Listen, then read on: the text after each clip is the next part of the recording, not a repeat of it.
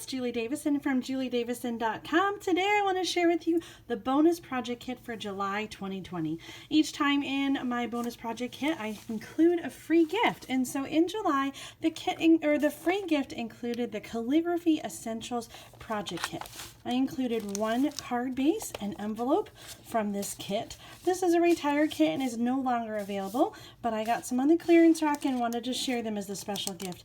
You also get some die cut stitched labels and some of the sequins that came in the Calligraphy Essentials project kit. I also put in a package of the colored doilies, also retired, but I thought these went really well with the card bases here. So I'm going to show you some quick ways that I made up the kit.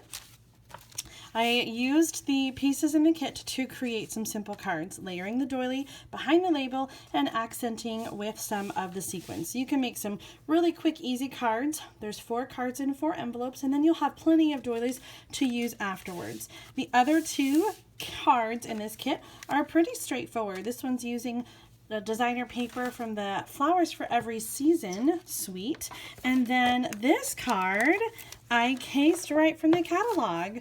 I love just copying the inspiration right there from the catalog. And so I used a different stamp set. I used the Posted for You stamp set, which coordinates with the postage punch, but I used the same colors and even the same embossing folder there. So again, really quick and easy card. You can stamp whatever colors that you want. I used some of the new ink colors. So I've got Just Jade, Bumblebee, and Magenta Madness. And then this accent piece is Mint Macaron, stamped with the Just Jade ink.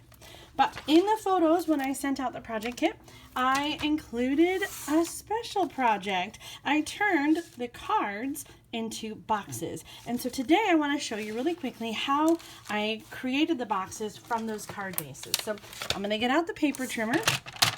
And let's grab one of these card bases. So you can do this card box with any printed card base, whether you have one that comes in your paper pumpkin box or from any other card kit. You can make really cute, quick and easy boxes with a printed card front like this. So the first thing we're going to do, I've got my written instructions here. The first thing that we're going to do is we're going to cut off 1 inch from the back. Okay, so this is the back of the card. Normally the card would fold like this. We're going to cut off 1 inch from the back. In this project, 1 inch is our magic number. We're cutting 1 inch off the back, and you can just discard that. And then we're going to score down the sides at 1 inch. So with the paper trimmer, the lighter blade is the scoring blade. So I'm going to score at 1 inch, and then I'm going to turn it around. I'm lining it up at the 1 inch score line, and I'm going to score again. And then the last thing is to score 1 inch inside the center fold. So this is the center fold that was originally scored on the card, and I'm going to go 1 inch this way. So I'm going to be scoring on the pattern paper. I'm going to move that line to the 1 inch mark here, and so I'm scoring 1 inch inside the center fold line. Okay, so now I've got 2 score lines on the side, 2 score lines in the middle, and so now we just have some pretty simple assembly. So let's get out. We're going to use some tear and tape and a little pair of scissors. So to assemble the box, you're going to cut the sides on the score lines until you get to the perpendicular score line. So you're going to have these little flaps in the center, and then we're going to fold on all the score lines.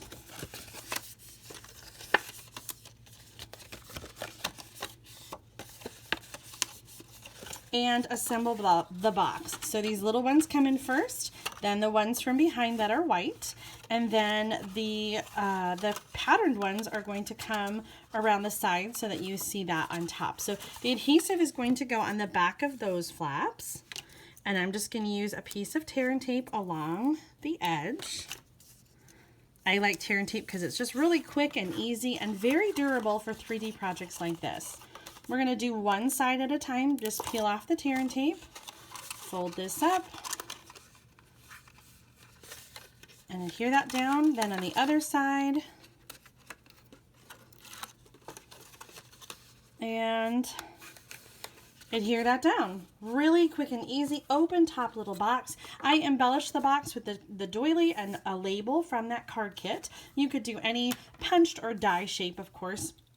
on the front. And then inside, I didn't actually put a real treat, but I used the cello bag that the make and take, or that the project comes packaged in, and I tied it with a ribbon. So I used the Ornate Garden ribbon from the annual catalog. So some of you in your kits may get the terracotta tile, and some of you may get the old olive. So if you choose to make the little box project, you can use the coordinating card box, or if you don't want to make the box, you can just make the cards up and you can use the ribbon to add a bow to your card. So just quick and easy box. I hope you enjoyed this project. Thanks so much for shopping with me. If you want to qualify for the next bonus project kit, you can place an order in my online store at juliedavison.com/shop. And if you order $40 or more before tax and shipping, then I'll send you the next monthly project kit. Thanks so much for watching. Happy stamping!